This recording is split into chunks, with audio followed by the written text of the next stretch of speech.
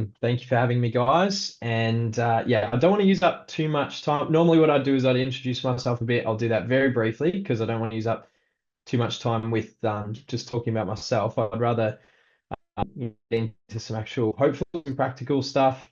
But just to give you a little bit of my background, I grew up in Ballarat in Victoria at two different churches there. So my parents split when I was around 5 years old, grew up in two different churches and had various kind of people going in my life during that time at both places, which was pretty cool. Got involved in music and the bands in particular. I play drums, so that was great. But then once I got to about 16, I ended up at my dad's church, which was CRC church, hence why I'm now connected with CRC today. And I think my first kind of team-based leadership role was a running the youth band. So I wasn't even in the youth band at the time, and I got asked to run the youth band, which was very surprising to me. And I had no idea what I was doing, and just kind of did my best with the role. Then things kind of went from there. Ended up leading youth eventually at that church, and then went from there to, I think, after youth, then it was young adults. I was able to hand on the youth ministry after about 4 years, and I made heaps of mistakes running youth, heaps of mistakes that, sometimes I wish I could go back in time. Oh man, if I only knew then what I know now. But I'm sure I'd still make heaps of mistakes even if I could go back in time.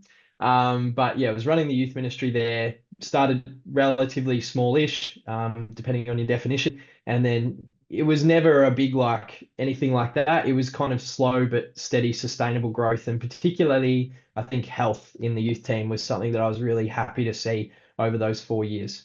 After that, I went into an associate pastor role at the church there in Ballarat, Hilltop Church, great church. My senior pastor, Pastor Phil Tong, was just an awesome mentor, and yeah, he really sewed into me from a young, like quite a young age when I was still in youth ministry. He was my youth pastor and then became my senior pastor. So I owe a lot of what I'm doing today to him and to his influence on my life. But yeah, from there was, yeah, as I said, ended up in the associate pastor role, then went into a generations pastor role as a part of that, or portfolio as a part of that, which was basically meant that I was working with and overseeing the leaders of the playgroup, the youth ministry, sorry, playgroup, kids ministry, the youth ministry, and then I was overseeing young adults, but also running that myself with my wife, which was great. Now, I didn't do those things full time. I was also I did a lot of volunteering, as I'm sure all of you are doing. I was working as a chaplain in a local public high school. I was running breakfast program there 5 days a week, as you do when you're a volunteer. I was also teaching drums at that time, and then ended up working for Revival College as well eventually. So that's CRC training, Revival College. And ended up working for them for almost 7 years in the end. I only finished that up in, I think, 2022. And that was in training and development and partnership stuff, particularly working with Alpha Crucis in the end and getting us partnered with them. In 2019, it's a very long story, but basically we ended up feeling called to come over. We got approached about coming over to Port Life Church in South Australia and running the youth and young adults here. And so came over and at the end of 2019, started that role in 2020. I've been here ever since, which I've been loving. But when I came into the youth ministry role, it was interesting because I'm just going to turn my volume up, because it had a lot larger numbers than what I'd been used to. However, it was pretty apparent early on that there was probably some discipleship neglect maybe that had happened, or simply not through anyone not doing their job or anything, but just circumstantially, it hadn't really been occurring for quite some time, and development had been a bit up and down. There had been people doing several different roles instead of being able to focus on one role, and it was a bit unwieldy. And the team culture was a bit negative and a bit like tired. They were quite tired because they'd been having to do so much for so long without much, stable leadership, I'd say. But they were essentially doing their best. But due to that discipleship and development lack that there had been, between about year 9 and age 30, there was very few people. So they'd had a bit of a clear out. The transition between youth and young adults had gone badly for several years. The young adults that had stuck around either went had left, or had moved down to another campus that had started at the same time. So Port Life currently has two campuses, and the South Campus ended up picking up a lot of those young adults at that time, but there wasn't that many of them. Um, at the end of over those kind of 5 years running youth from 2020 until the end of last year, again, similar thing. It wasn't so much a massive, huge growth thing. In fact, the numbers I felt were always fine when I got there. It was more that, you would do, it was very entertainment based when I started. So you'd do like some fun night, and it would be, you could get 80 kids coming or 90 kids coming or something, and then you'd do anything to do with Jesus, and no one would rock up. So it was very much like a community youth, and then you throw COVID and a few other things in there, and it was a little bit of a tricky time. But over those 5 years, I was really happy that we were able to slowly but surely disciple and develop, and in particular, develop a healthy youth team culture, which I've now been able to, well, I think it's healthy, which I'm, looking back on it, very, very proud of being able to be a part of that, and very thankful to God because He just kept sending people my way and doing His thing. And so often through that process, I felt like I'm not good enough. I'm not doing it right. I have no idea what I'm doing. Why would God choose me for this role? Like I should have just stayed in Ballarat, and He could have got anyone else that's more talented. But He put me in that role, and I was very thankful to see health come over time and fruit. And I've been able to hand over that youth pastor role at the end of last year to a guy called Tim Kidney, who's awesome. Some of you might know him, and he's doing an excellent job. He's kind of picked up that baton, and he's just gone for it and doing an even better job than I could have imagined doing myself. So being able to transition, that's been awesome. And now I've come into doing, funnily enough, basically the same role I was doing in Ballarat at Port Life. So I'm now the generations pastor at Port Life, which means I oversee the leaders of the what we call Green Monkeys, which is our preschool program, which is both a Sunday thing and has multiple through the week outreach activities. And that's quite a large outreach. The kids life director who runs the primary school age, the youth pastor, Tim, and then I oversee the young adults team and run young adults myself as well with my wife. So I say all that to say that a lot of my role over the last decade has been about how do we develop teams? How do we develop young people? How do I develop healthy team culture? How do we do this? How do we disciple? How do we develop? And really looking at how do we do it better? How do I support the people that I work with to be healthy leaders who then develop others healthily as well? And so today or tonight, what I want to do is I just want to go through. I was saying to Becca before, really trying to look at what I do in practice is tricky because just like with you guys, you'll have natural things you kind of that come from your gifting, your ability, your experience, the things you've learnt along the way.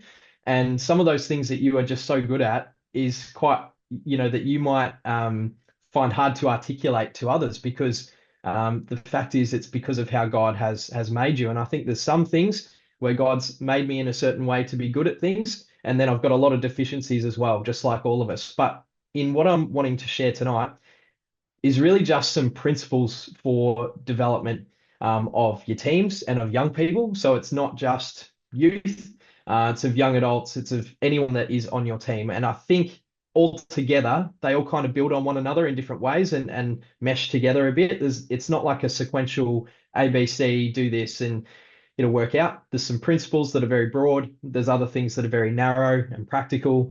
I do want to boil it down to, the kinds of things I talk about, the kinds of conversations I have. And I would encourage you, because it's a lot of information, feel free to ask questions at the end, but I would encourage you to just take one thing out of tonight. If you can just get through tonight and go, all right, I just want to pick up one thing that I can implement or change or, hone, I think that's a win. I think sometimes we go into things like this and training days and stuff, and we think, all right, I'm going to grab all this information. I'm just going to implement all of it in my youth team or my ministry. That's actually quite hard to do. Very rarely is a human able to do those things because you've got so much else going on. You're volunteering or you're working or you're studying, and it's hard to then go and implement, Nic's 25-step plan of, building healthy team culture. Okay, so just pick something, and that's your first step, and then you just go from there. Okay. So I'm just going to get into it. There's some overarching ones here that I want to look at. The first thing I wanted to share principle-wise, so just a bunch of principles. The first thing is that developing is something we do for God and his kingdom, not for us. So if you think about the parable of the talents, uh, those people God has entrusted to us, to you, whether that is a few or whether that is heaps, are kind of like the talents in that parable. And when we invest into people, or rather, to kind of go in line with what the parable's talking about, when we help people get invested into what God is wanting to do in their lives, the prime reason that we're doing that is because we're working for the King. We're working for Jesus and they are his people. Okay. I think it's very important that we're aware of the fact that we are the stewards. He is the king. We are not to be, the big chief coming in thinking, look how important we are because we've got some title or we're leading a team or whatever. If you start with that attitude, that's going to permeate throughout your team and you're going to have a very arrogant team. Instead, if you start with the attitude of having of servanthood and of being a steward, then that attitude will permeate throughout your team as well in time. Okay, it does take time, which I'll talk about. Ultimately, God chooses to do with the people in his kingdom as he desires, and it's his business. All we can do is get them ready the best we can. We are developing them for God's purposes, not for our purposes. We might have plans like this, when the 2RC of youth, Tim Kidney, or sorry, now the youth pastor, that's been about a 2.5 year process of going, I'd really love Tim to take over the youth one day. But at the end of the day, I had no bearing on whether that actually happened or not. All I could do was get him ready as though he was going to be a youth pastor. And if it turned out that he wasn't going to be, or God moved him somewhere else, or he ended up at CFC down the road, so be it. At least I know that God, in the time that he was in my team, I stewarded the gift that God gave me as him, as best I could and helped develop him. And thank God, being able to go and bless the community elsewhere.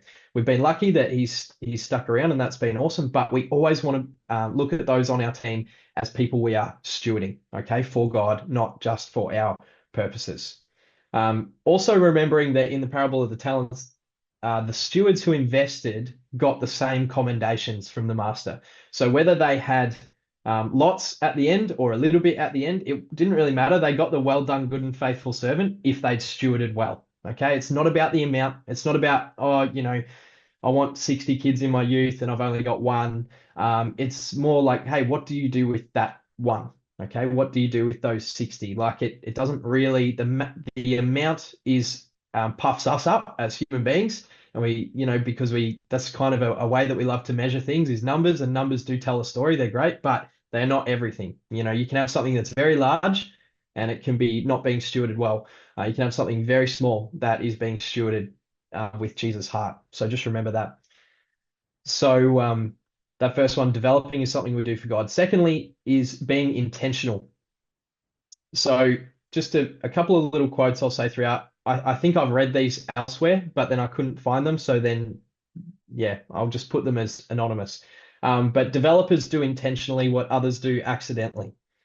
So even development by osmosis, that is when people are just being around you and picking up on the culture you carry, even that needs to be intentional. So we can leave things to be accidental and they will, they might develop here and there and a little bit random.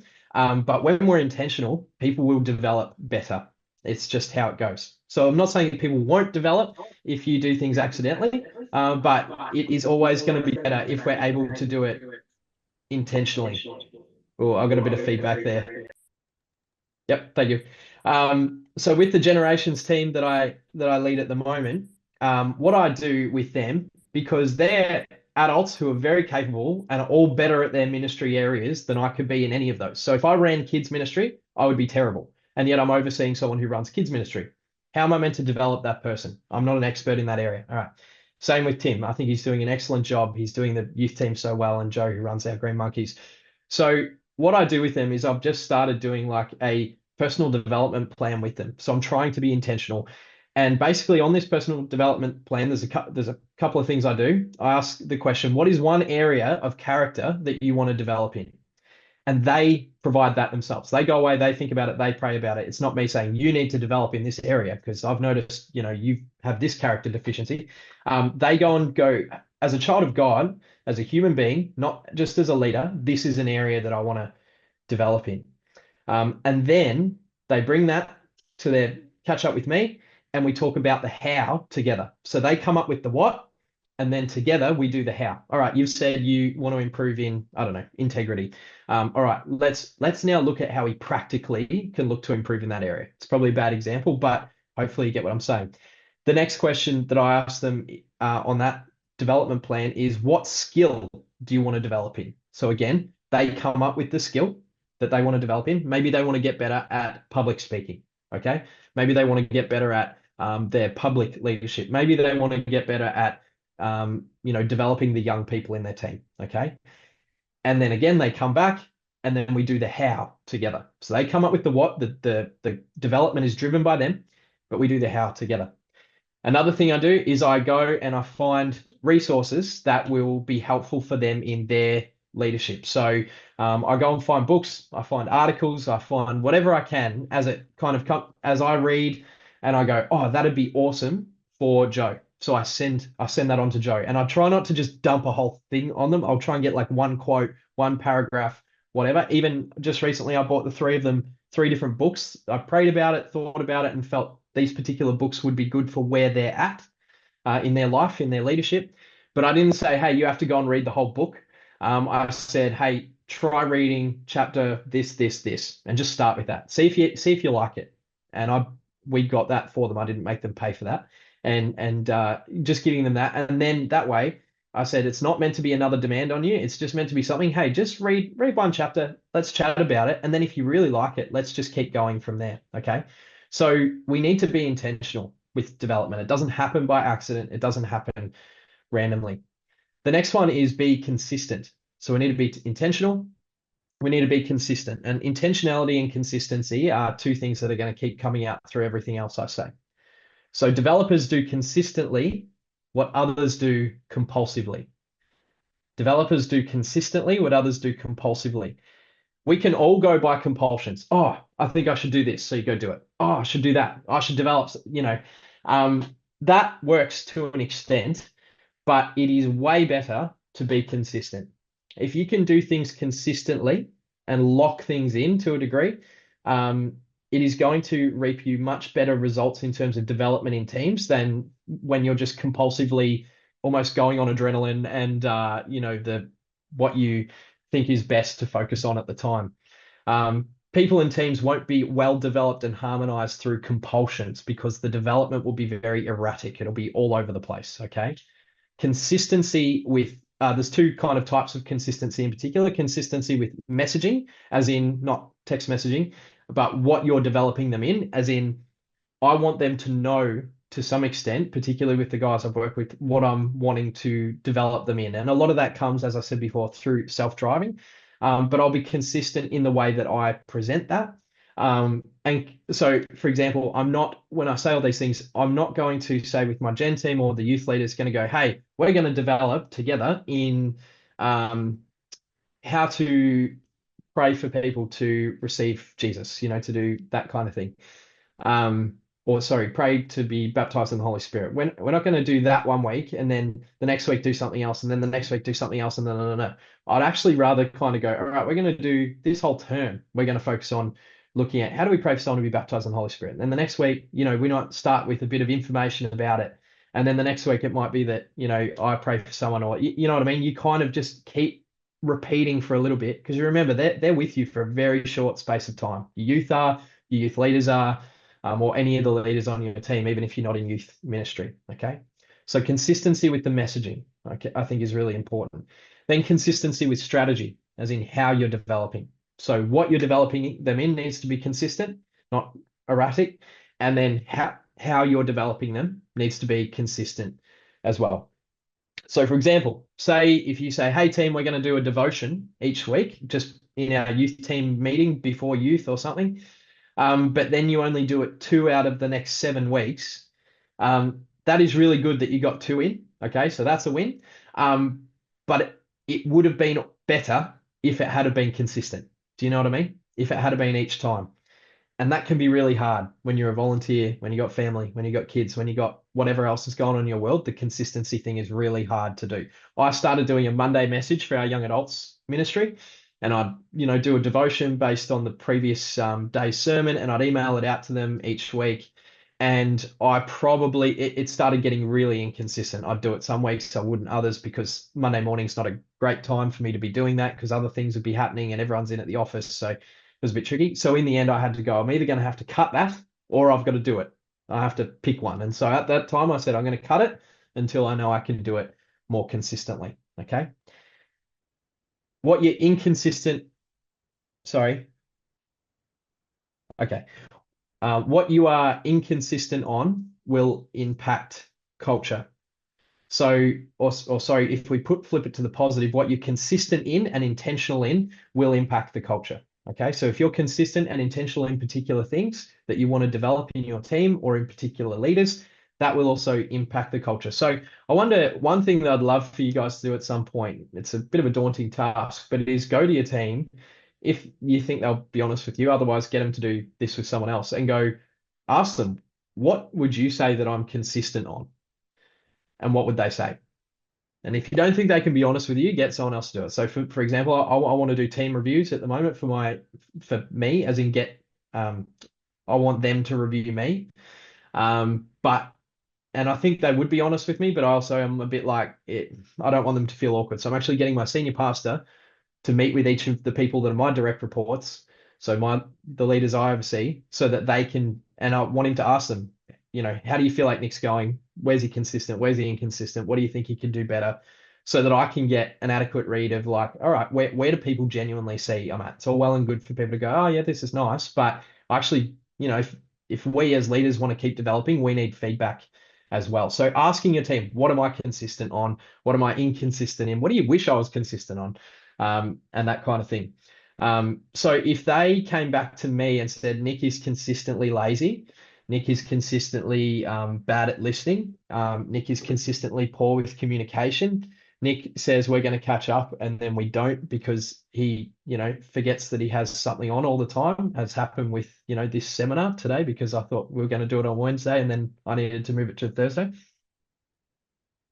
If they come back with that kind of thing, I'd be like, okay, that gives me some areas to develop in pretty significantly. All right. If they're saying that's the kind of messaging I'm getting, all right, because I want to be a consistent leader, because if you're consistent, that impacts culture, it develops people better. The fourth thing, really big, is leveraging your time. And again, this is where intentionality and consistency just keep going right the way through. Your time is your most valuable possession when it comes to developing people. And I would encourage you to see any time that you have with any team, or any youth kid or any youth leader or whatever area you're in, pastor, kids ministry, young adults ministry, whoever it is that you're developing, see any time that you have with them as potential development time.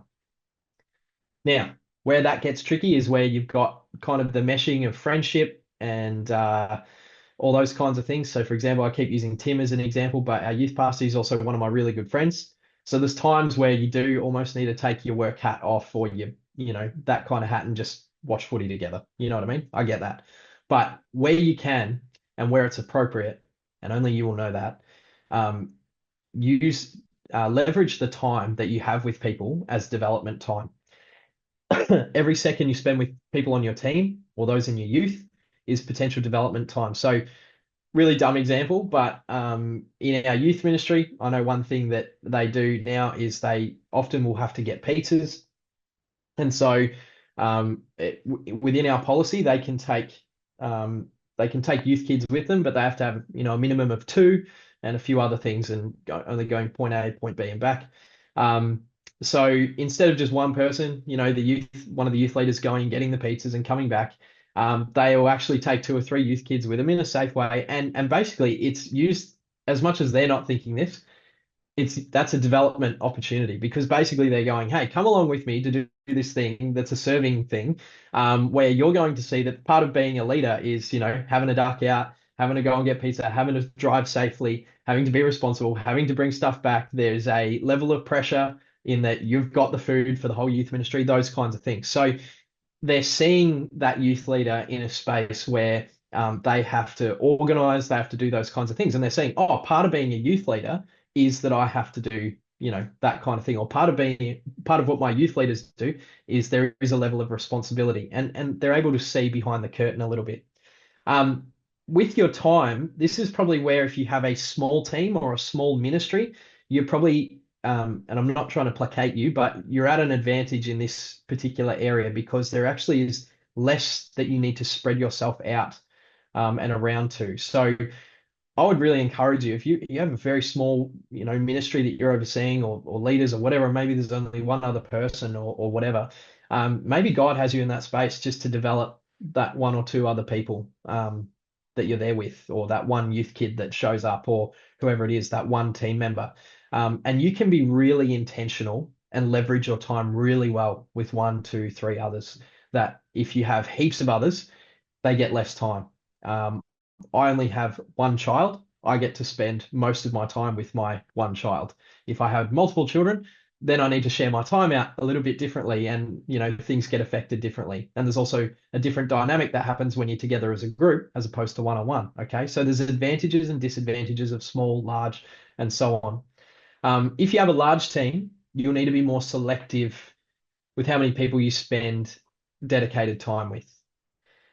This is just what I've found, by the way. Again, I'm not an expert on these things. It's just personally what I've found based on my own capacity. And I see that Jesus spent the most time with those he needed to develop most. And the ones he developed most were the ones that he knew were going to be leading others, particularly later on, and having to develop others later on. Ultimately, what I would love is for the people that I'm developing, the very few, and there's the three main ones, the generations teams. Then there's the young adults team that is a little less because they don't have heaps of time. Each one of those guys I sow into more, and I don't get a lot of time with heaps of other people simply because I'm like, it might sound silly, but when I meet with those three people, so when I meet with the Green Monkeys, Kids Life, and Life Youth leaders, I meet with them weekly because they're overseeing pretty significant ministries. I'm meeting with three people, but I look at it as though I'm meeting with 400 people because those three guys collectively, that's about how many people they oversee in their ministries. So, and that's just between, kids, youth, preschool, kids, youth, right? So, or on a very regular basis. So for me, I'm like, I can't oversee 400 people, but I can oversee three, and I can be really intentional with three. I can't be intentional at all with 400. Okay. And that's just something for me. I know my capacity probably goes up to about 5 or 6, and then I really start to struggle with that because I'm a relational person. I don't like to do a half-hour meeting and boot you out of my office. I want to, take the time. I want to hear how you're going. I'll get to that in a minute.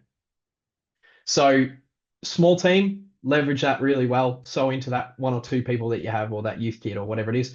Larger team, you're going to need to think smaller again and just focus on the ones that are going to be developing others in particular. Doesn't mean you're like, green room or like I'm unavailable all the time culture. But it is, you just are going to need to be more selective or you will burn yourself out. I'm going to give you some meeting structures of what I do. So in small teams, so maybe under 5 people, when the team was small, our meetings were like a whole team meeting. This is in a youth ministry space. And I met with each person individually and consistently. So monthly, every 6 weeks, whatever worked out for them. Okay. When I've led in teams that are a bit larger, or when the youth ministry got larger, when the youth team got larger, I then actually I created what I called a core team. Other places call it different things, but basically I started looking at it more like a church where it wasn't its own thing off to the side. I think the youth ministry needs to absolutely be in line with the church's mission and vision. It cannot be separate from it, or it's not doing its duty. But in terms of structuring, I looked at it from the perspective of, okay, again, the reality is I can't meet with every single youth leader heaps often. So I'm going to have a core team that I meet with as often as possible, which might be weekly, fortnightly, whatever. And then I'm going to have the wider team that I might only meet with once every 6 weeks, once a term, whatever it is. Okay. And again, it's based on capacity. My capacity is not high for being able to meet lots of people. And so therefore I had to play to that. So I had on that core team, I had the welcome and first impressions people. I did this both in Ballarat and in Adelaide to different degrees. The games team, this is mainly a Ballarat structure, the youth band, the 2IC. So I had monthly one-on-ones with them and monthly core team meetings in the evenings because they worked with everyone doing school and uni, and then everyone else I met with at different times. And then the whole youth team, we would meet once a term. The other thing we need to do there is be realistic. So this has to, when you're meeting with people, it needs to be based on their time and on your time. So if you're working full time and have a family and are running youth in your spare time, then you might only have time to do one team meeting a term, or meet with one leader a week or one leader a month. And a sub principle here is you can only do what you can do. Okay. It's very frustrating when you go to training things and, the person from the big church says, do this, do this, do this, do this. And that, the reality is you're like, yeah, but I've got all these other pressures in my life that you don't have because you're working full time for the church. And that is absolutely true. And I've been in both spaces. I've been in the space where I'm, volunteering, most of my week at the church and earning very little money. And now I'm in the position where I'm working full time at the church and trying to make sure I'm not forgetting that people are just volunteers doing their best. Most people are time poor.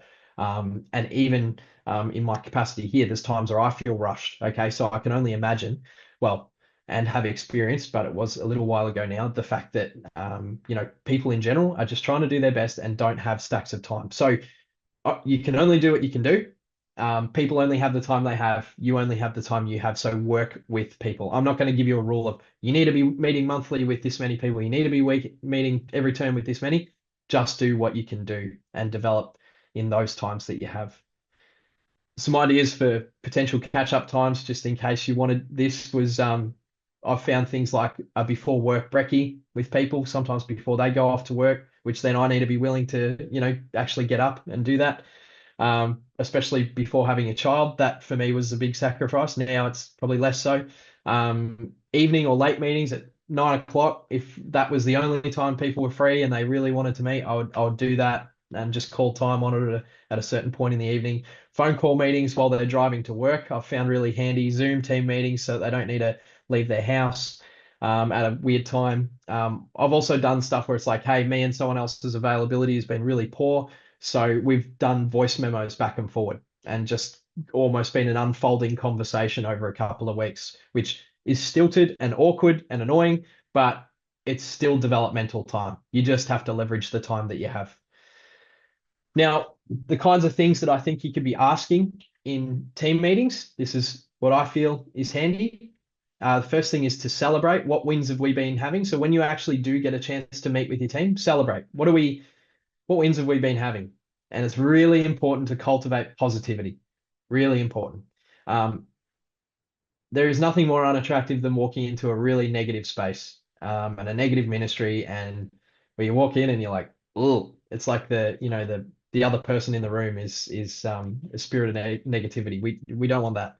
That will rub off on your youth or your, whatever team you're leading, ministry you're in. So do whatever you can to cultivate positivity. When I first came into the youth team at Poor Life, they were very good at noticing, what wasn't going right, what needed improvement, all those things. So great, that was already their strength, but that can lead to some negativity. So for me, I had to kind of like put on positivity because up here, I'm very critical. It doesn't come out of here much. So you have to separate that a bit as a leader, because if you're just always like negative, negative, negative, negative, that's going to essentially reap a negative team culture. And a team culture where everyone thinks, oh no, as soon as I get anything wrong, it's just going to be like, Nick's just going to be after me. So sometimes a lot goes on up here, and I am very selective with what comes out of my mouth. And just this isn't in my notes, but it's kind of off topic. I think it's Henry Nouwen or one of these guys talks about the leader being the non-anxious presence. And I think that's not anxiety. Speaking of anxiety disorders, it's the effect you have on others. And I think being able to, in any team environment, in any ministry environment, to the best of your ability, if you can be that non-anxious presence, you don't need to know all the answers. You don't need to get everything right. But if you can be a stabilizing, calming, positive presence in your team environment, that's actually going to do wonders for your team. It's going to be really, really helpful. And it's never going to be anything that people probably pick up on or quantify. It's just something they're going to feel. It creates a culture of safety. It creates a culture of like, oh, it's going to be okay. And again, there's been times where outwardly I'm being the non-anxious presence, and inwardly I'm going, ah, but you can only do what you can do, okay? And I try, and it's not about faking it, but it is about trying to go, hey, because I'm the leader of the team, the way that I'm going to serve them is by putting my emotions aside and making sure that just as we have to put on the new creation and the new self, I'm going to put on positivity. I'm going to put on that calming presence rather than adding to the stress. So anyway, way off topic. When you are meeting in your teams, celebrate what wins have we been having. Okay. Um, you might even be in a team environment that's so negative that you don't even ask, what else could we be doing? All right. When I first, there's been times in youth ministry where I've had to go, we're not even going to look at what can we change, because I know that's just going to be like bleh, vomit of negativity. We're just going to practice being positive. And after a term, if we've gotten to a place where we can notice some positive things, then we might talk about the things we could do better, because there's 1,000 of them, right? You know it. You look at your own ministries, you know all the things wrong with it straight away. Practice positivity. So celebrate, then evaluate what, if anything, could we tweak or change. And again, sometimes you notice patterns coming out. Like one person might be like, oh, I don't know. I've noticed like when we have like food or whatever, like a lot of the leaders are like talking to each other and hanging out together rather than talking to the youth. That was something that was happening for us for a bit. And then someone else might be like, oh yeah, I've noticed that too. And I'll go, yeah, I've noticed that too. I've been a part of that as well. How can we, let's look at that together. Okay. So it's putting yourself in it, going, we, not you bad youth leaders suck because you did all these things. It's like, no, we have done this, even if you haven't done it. We have done it, we're in it together. So what could we tweak or change within that? And then delegate. Who will outwork the change? So that change that you're going, hey, we need to tweak or change. Who's gonna? Is there someone who feels really passionately about that? Because I can just do everything because I'm Johnny on the spot with the title. But if someone's more passionate about it than me and cares more, especially if they're the one that's brought it up, I think it's really healthy if they lead it, if they're able to, if they've got a chance to. I think when things come up that are just like, we should, and no one wants to take responsibility for it, I think asking that question of who's going to outwork the change in whatever way, sounds appropriate for your setting, not being condescending, not being, rude or anything like that, being genuinely like, would anyone love to lead that change? If no one wants to do it consistently, then I think, maybe it's like, well, maybe we'll wait at times, depending on how important the change is. Let's just wait until maybe someone has the time to be able to outwork that. Now, if you're a full-time youth pastor, then maybe it is your job to do that. If you're a volunteer and you're volunteering together, you can't be doing everything. You just can't, nor should you. And it doesn't develop anyone when you don't delegate. So you celebrate, evaluate, you delegate, and then you plan. So that gives you your accountability stuff. So what are our SMART goals for the next X weeks? And then review them at the next meeting. How did we go with that goal? What did we achieve? What didn't we? Why? What happened? We all just kept talking with each other for the next X amount of weeks rather than talking to the youth. Why did that happen? And going from there. You could also do a SWOT analysis if that helps, just going through the strengths, weaknesses, opportunities, and threats of your youth ministry. If you don't know how to frame the discussion around, if you're struggling to get people to say positive things or struggling to hone the negative things, doing the strengths and weaknesses thing can be really handy. You can just Google how to do a SWOT if you need to. But just another little note on brainstorming. Again, this is just my random thoughts that I put down on this thing, but when you're in a team meeting, one thing that I've found really handy, I read it in a leadership book that's been very helpful, was get people to go away individually first for 5 or 10 minutes, depending on what the thing is. So you might be like, hey, who's got ideas for what we're going to do at youth this term or next term? Let's all go away and just spend some time praying and thinking about it for the next 5 to 10 minutes alone. Don't talk to anyone. And then from there, get them to get into groups of 2 or 3, so into pairs or groups of 3, and go share your ideas in that group, and then get all the best ideas from the 2 or 3 of you when you get together, get those together. So have another 10 minutes, and then come back to the main group. And then each group shares on their best ideas. So you've essentially got those initial ideas that come out, they've already been made even better by doing the group activity of brainstorming then in that smaller group. And then by the time you get to the big group, you've already fleshed out all the time waster ideas. Okay. You've just got the best ideas at the top.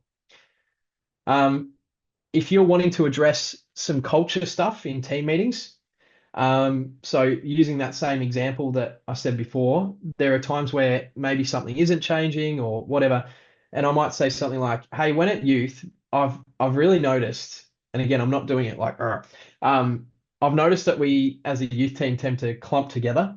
All the leaders tend to clump together, and we at times don't talk to the youth. Instead, we're kind of just chatting to each other. And I think what this does, it's really been on my heart that we actually miss an opportunity to develop them and to build a relationship with them. And we don't get much opportunity. And I know that we all get along really well. As a youth team, we get along super well. And I know that like you haven't seen each other all week, sometimes for multiple weeks, you get to youth, you want to chat, you want to be with your buddy, you want to be with your friend. And I super appreciate that. But for the next few weeks, I'd just love it if we could just all of us, and I do it too, if all of us could just remember that we're actually here for the youth. That's why we're youth leaders. And so if whenever you get a chance, whenever you catch yourself doing it, whenever you think about it, just go, oh, I've got to go and talk to a youth. All right. And when you see someone else do that and make that choice, like encourage them for making that choice. Okay. So where's there a youth I can connect with and see if you can, then I kind of put a challenge to them. See, let's just to challenge all of us. Let's see if each week we can learn one new thing about a youth kid. And then in our post-youth team meeting, we're going to share who found out one new thing about a new youth kid tonight or whatever it is. And then that way it just keeps enforcing it. So I would then also intentionally, because I'm trying to create a culture where we're talking to the youth, because that's developing them, not talking to each other, because that's just creating a holy huddle. So I would intentionally address it with the team in that kind of way. I would address it personally with each leader when I catch up with them and just be like, hey, you know that thing I was talking about the team? I'd love if you could like be a bit of a culture carrier for that and really help me out. Because just me doing it is great, but would you mind partnering with me? And you don't have to use those words. These are broad terms. You obviously use it in whatever way works for you and if you start saying things like, hey, would you partner with me? And that's not how you normally talk. They're just going to be like, why are you talking like that? Use words you would normally use. But ask them personally, hey, can you help me set the culture? Like I'm doing it alone here and I'd love for you to help me out. So I'd do it as a big group. I'd do it personally. I'd mention it in the youth pre-meeting before we actually do youth. I'd say, hey, remember that thing that we've been focusing on? We're going to remember a new thing about a new kid tonight. We're going to have a new conversation. It's going to be awesome. And afterwards, we'll talk about it. So let's see who can get the coolest fact about a youth kid. And then after the youth team meeting, we'd then discuss it. Okay. So intentional, consistent, intentional, consistent. Otherwise, culture won't change. It just doesn't. Um, so that's team meetings. Okay. When you're meeting with an individual, what I would do, or what I do, is I loosely follow a structure of, hello, how are you going as a human being?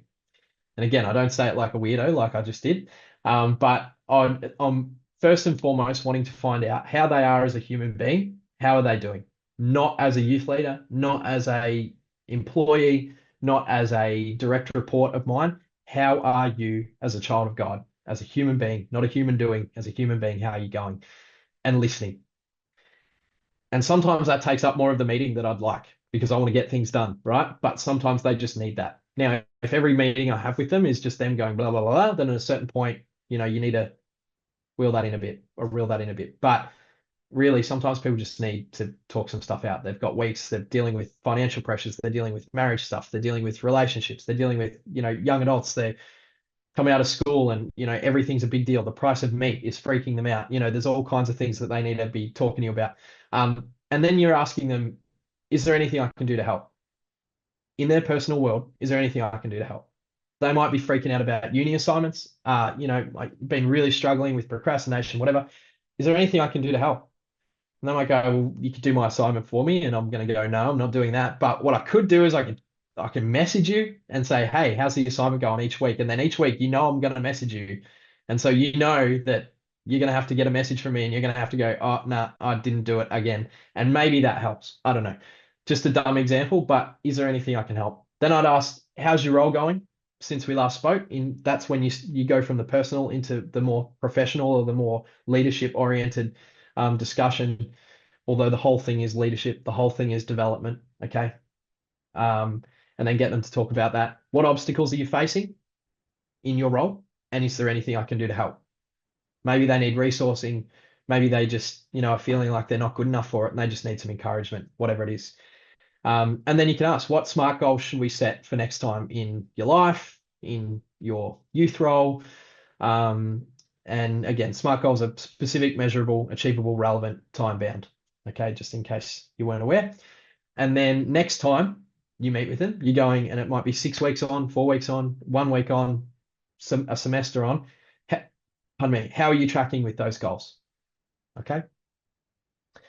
So leveraging your time in your meetings, in every instance, in every interaction you have with someone, in your team meetings, in your individual meetings, but also remembering that people are developed over time. So leveraging your time, but also remembering that people are developed over time. Development and discipleship are incremental. Training, development, discipleship take time if they're going to be done well.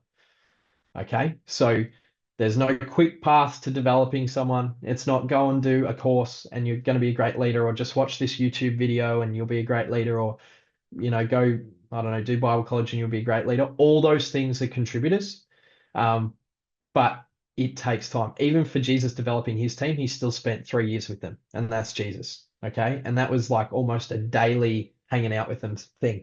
I get like 1 hour occasionally with people, so let's not overstate our influence, but let's not underestimate what we could do with God's assistance either. Okay. He can take the mustard seed and blow it up in the best possible way. So I'm praying, God, whatever tiny bit of wisdom or developmental anything that I might have to give, would you take that and Holy Spirit do so much more with it than whatever I could do? And ultimately, then he gets the credit, not me, which is the sweet spot. Okay.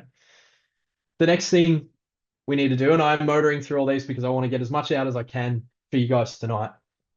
But also feel free to stop me whenever, Becca. Um, the next thing is recognition. Really, really, really important that you recognize people doing the stuff that you've said, like culturally, we want to do this stuff. So if you've gone, hey, we want to be talking to the youth instead of just clumping together, then when you not only should you be, sorry, I said should, not only could you be looking to recognize those things and go up to them and personally say, hey, I noticed that you did that. That was awesome. Thank you so much for doing that.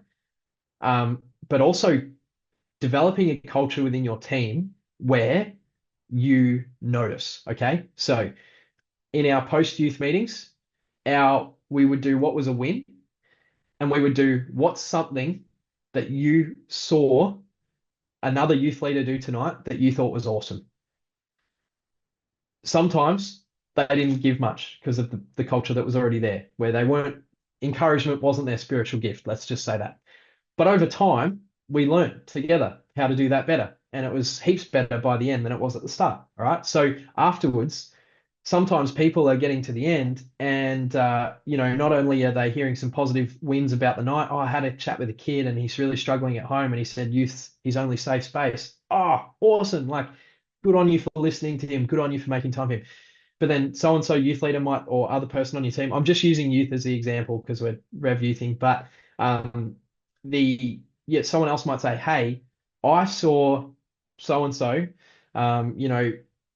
sitting out by themselves, and so youth leader intentionally went over, left the cool basketball hangs and shooting to go and hang out with the kid that didn't have any friends and just sit with them and chat with them, even though I know that youth leader would have loved to have been in the vibe area. Like, and by being recognized, you guys know what it's like when your teacher back in the day, or your parent, or whoever has been influential in your life, when they recognize that you've done something good, it like does something to you. You can probably still remember it from early days, right?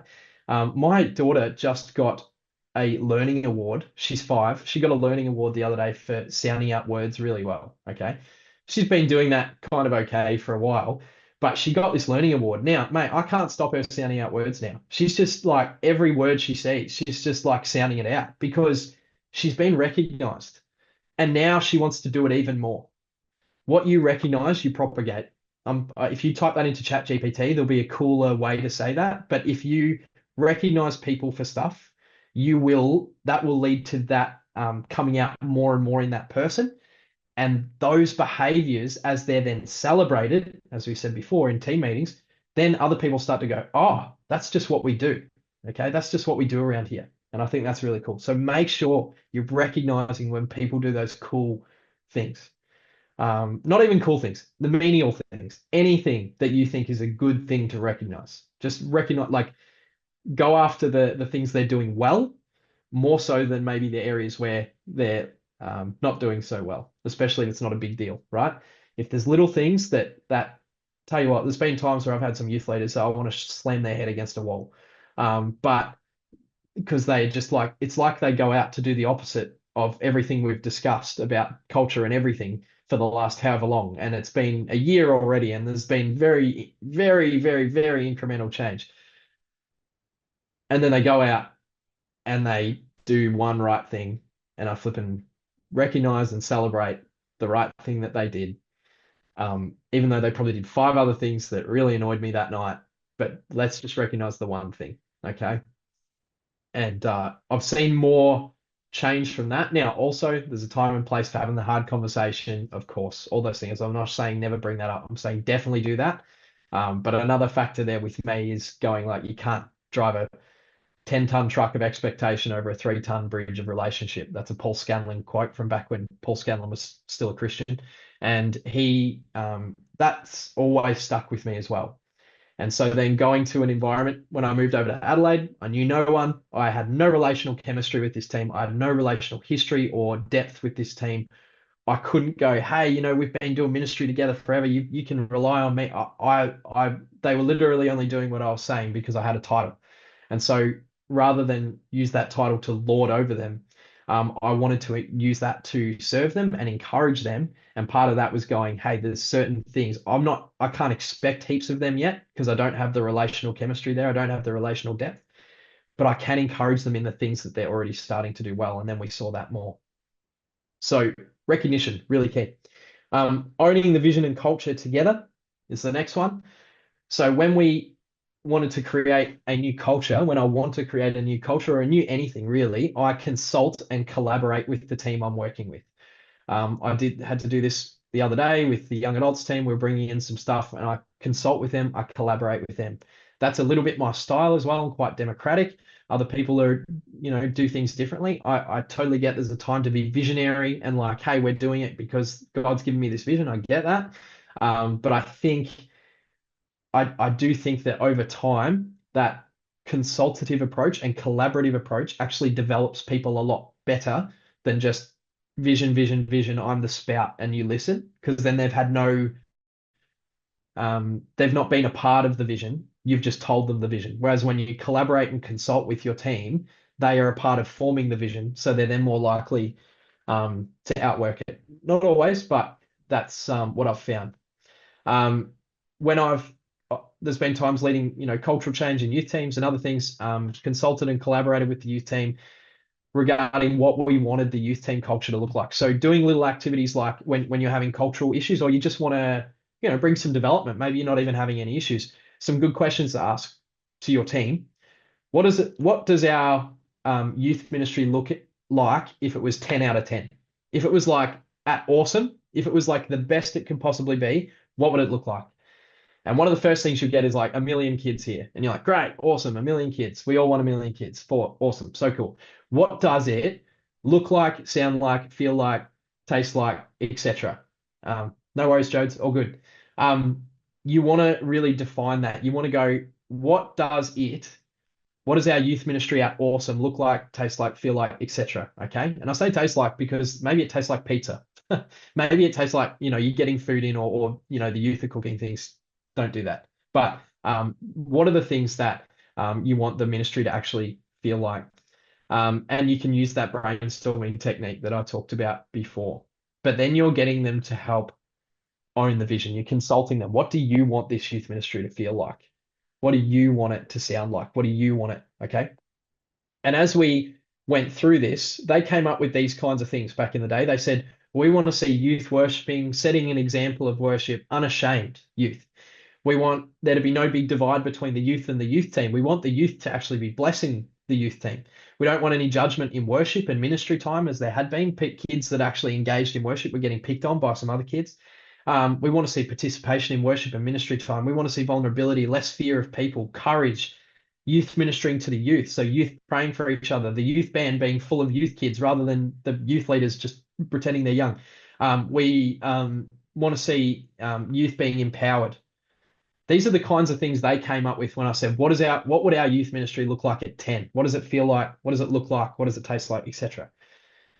What does it sound like? And I would not themselves owned that vision. And you can do this in any situation through consulting and collaborating with your team, going, what does it look like at Awesome, and getting them to work back from there. And then you can get into those SMART goals. All right, how do we do this? How do we actually make this happen? We say we want youth to be unashamed. Well, how can we actually plan for that to happen? What are we going to do to try and encourage youth to be unashamed? Okay. And again, it comes back to a lot of times recognition, planning, and so on. I've put a thing here as well about when you are setting goals in any kind of collaborative setting or any team meeting, try one of the things that churches and teams are great at is just coming up with qualitative goals. Like, we want youth to be more engaged in worship. That's awesome. That's a qualitative goal. We want youth to encounter Jesus more. Yep, we all want that. That's a qualitative goal. That's fantastic. But how do you quantify it? How can you, where possible, if possible, boil it down to a number or to a thing that you can actually do? Because otherwise, it's just feelings. And it's also really hard to say whether you've achieved it or not. I wonder if you've ever been in a meeting and you go, how do we think we're going with our goal of youth encountering Jesus? And one person goes, oh, it's been so good. The youth have been encountering God so well. Oh my gosh. And then another person goes, see, I didn't think they really have been. Like I've been looking around the last few weeks and I just feel like youth are not encountering Jesus. And you've got like all these different opinions in the room because you've set a qualitative goal. So people are going to respond to it qualitatively based on their feelings. Whereas there are other ways. Quantitative might be something like, and this is very basic, but it might be when we go to youth camps, I don't count hands up decisions so much. We do that and that's fine. But at the end of a youth camp, we would have a response form and we would get them to say, this is who I am. This is what I did on this camp. And I'd have options, tick boxes, as little as possible information that they have to write because youth hate writing. I made a decision to follow Jesus for the first time. I got baptized in the Holy Spirit and spoke in tongues for the first time. I this, I that. Another one is I felt the presence of God for the first time, or I felt the presence of God at this camp. That's a qualitative thing. I felt, but they're able to quantify it by ticking that. And then I get that feedback. All right, out of 70 youth that went to camp, 45 of them said they felt the presence of the Holy Spirit at camp. That's something I can now quantify as a number and go, okay, that is awesome. We've still got some room to grow. Where to from here? Another one is that we also include the next steps. I want to get baptized. I want to start being mentored. I want to join a small group, whatever it is. Those response have led to, I would say, 30 youth getting baptized over the last 3 years, 4 years, 5 years, whatever it is. It's simply because the next step was made really easy for them as well.